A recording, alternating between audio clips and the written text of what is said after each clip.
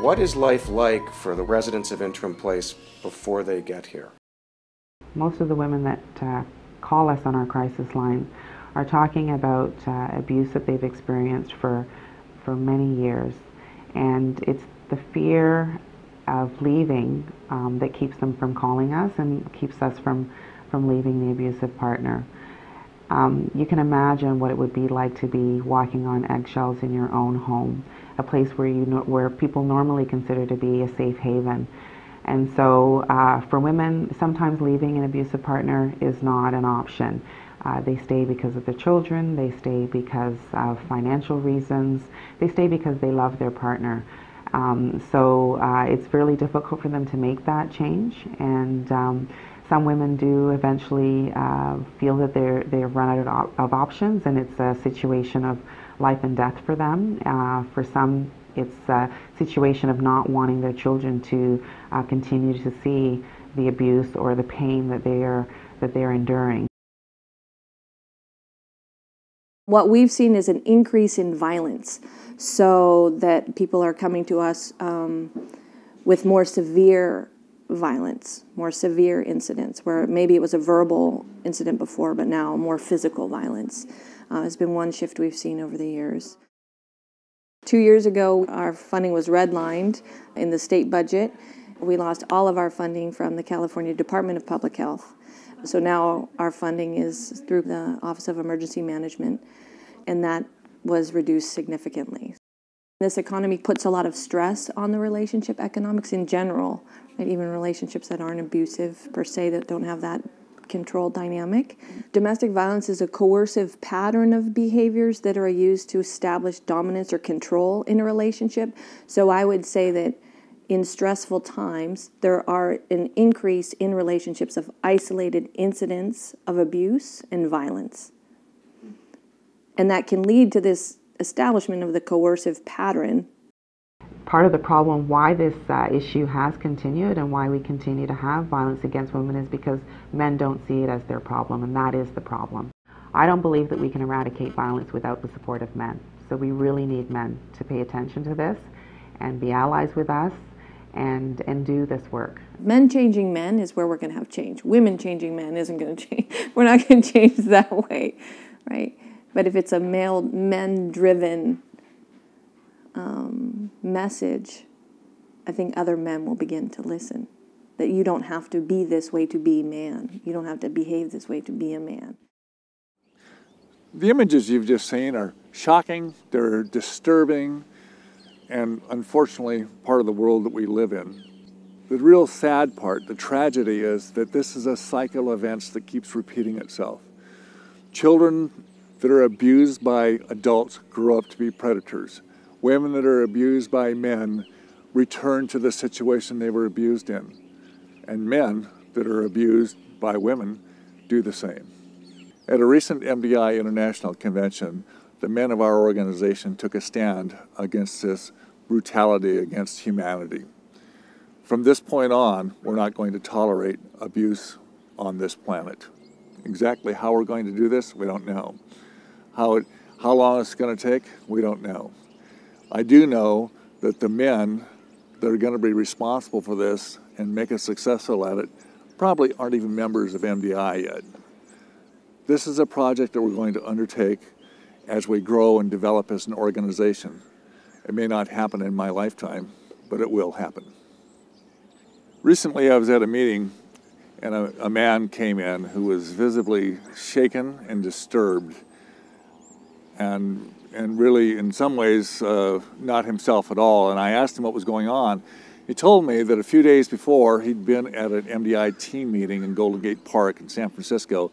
His team left that meeting, walked a couple blocks to the street and found a woman partially undressed and somewhat beaten up. She'd just been raped. And this rape occurred only a few hundred yards from where he and his men were meeting. 2 weeks later, another friend of mine had been at an MDI team meeting, this time in New York, I believe in Central Park, and his team actually interrupted a rape in process.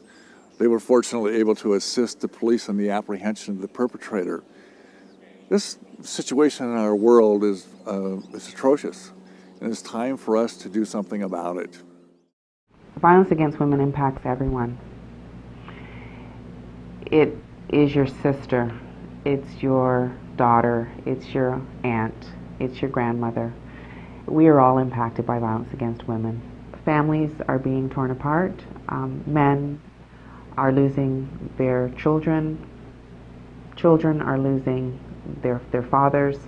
And we are continuing this cycle. So those same boys are going to be men in years to come. And we have to demonstrate to them the importance of addressing this issue and letting them know now that their moms count, and so that their wives will count and their sisters will count. They do forget that there are men that care, that their dad cares, or dads can care, or dads can have a positive impact on women's lives. I think that we need more men who will speak out, speak up, and raise this issue as an important one. And hearing it from another man is what will count. Our organization, MDI, is a stand for masculinity and men living by a code of honor. Part of that code, part of what we do as men and our job is to protect women and families. Not long ago, I was at a meeting in Oakland on the waterfront, and across the water I could see the skyline of San Francisco or the neighboring communities of San Francisco with street lights and porch lights. And at that moment I realized that behind those lights, at that very moment, something terrible was happening in a few of those homes. Some kid was getting punched by a dad. Some woman was being abused by a husband or a boyfriend that had no right to take advantage of her.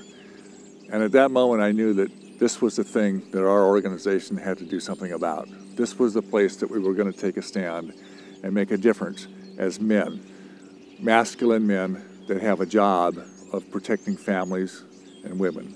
It's what we naturally do as our part of humanity. Another organization called the Rotary Club recently took on, I say recently, maybe 50 years ago, took on this cause of ending polio. And for them, it seemed almost too big, enormous. How could they possibly do it? But somehow, through their efforts, and the efforts of others as well, but through their initiation, polio is nearly gone from our planet. The fact that we're going to take on something like ending abuse is huge. It's big. Is it too big for MDI? Is it too big for mankind? Absolutely not. And it starts right here and right now. Most domestic violence programs, all domestic violence programs, are run on a peer counseling model. So the theory of that, the philosophy is really just people helping people, that you don't have to have an advanced degree or a clinical license to be able to support someone to make change in their life. So one of our mottos is you don't have to be an expert to be an ally. So that would mean just that if you have an interest in the issue of ending domestic violence and a passion, right, that you can support change. So the number one factor of support, no matter like what you know about the dynamics of abuse or how informed you are, what skills you have, or if you've been to our training or not, kindness is the one ingredient that really supports people to make change and feel supported and empowered enough to take those steps for themselves. Anybody can do that. Anybody can do that. And you can do it anytime. You can do it, I mean, if we look at 1 in 3 people, 1 in 3, 1 in 4 women are experiencing abuse. You are always in contact throughout your day with someone who has experienced violence in their life, either currently or in the past, and are still being impacted by that.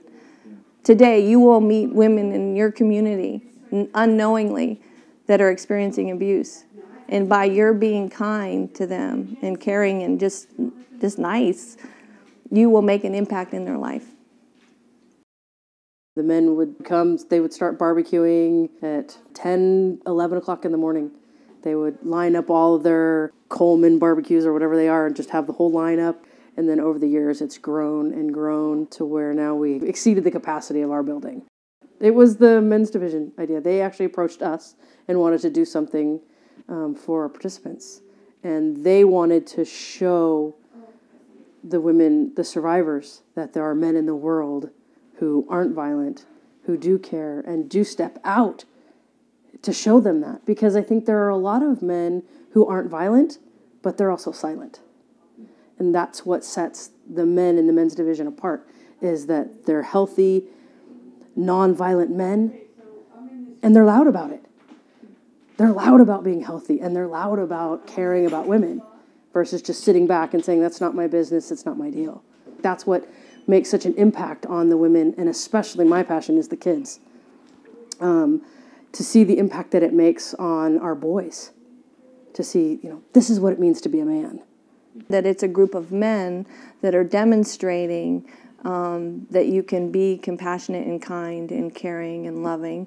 It really shows what men should be, right? Caring for their community, caring for the women and children in their community, and providing like this high quality, but just this delightful experience for them.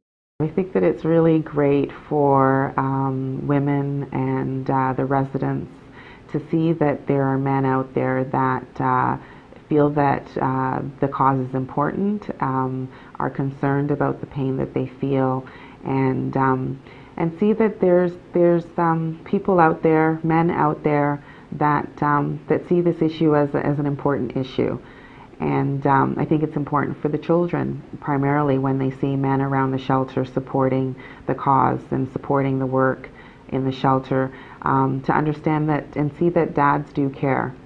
There are boys out there that are uncomfortable with clearly what's happened to their moms and are grappling with their role.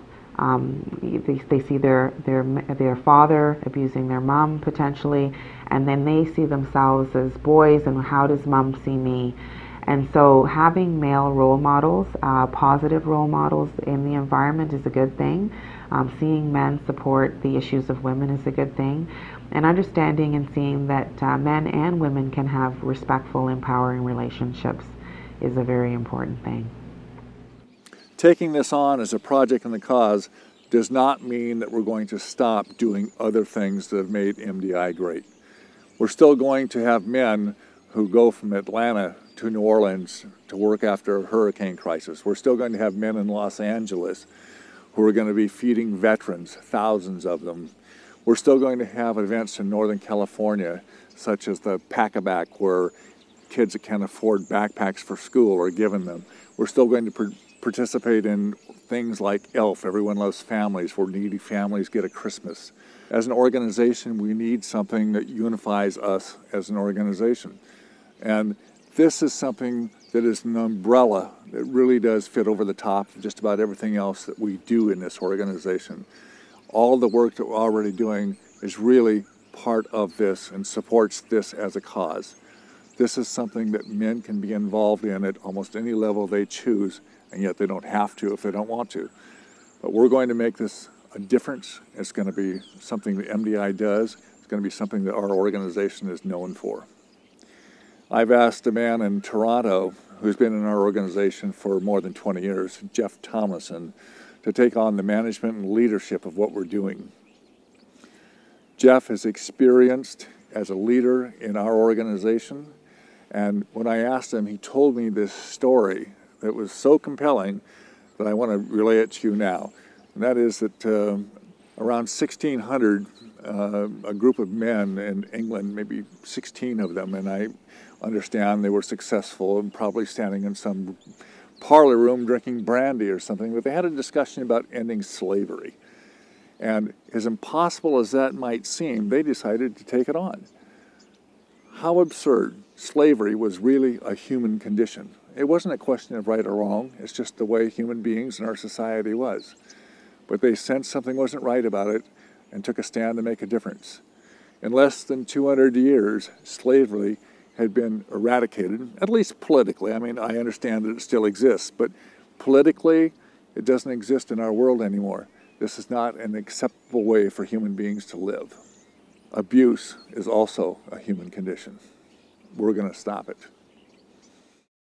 I'm just so overwhelmed that you would even approach taking this on. So I think that's the way that we'll really have change, right? I think we can work together. I think really working together is the best approach. Both men and women have a stake in ending violence against women. Violence against women robs women of their dignity and men of their humanity.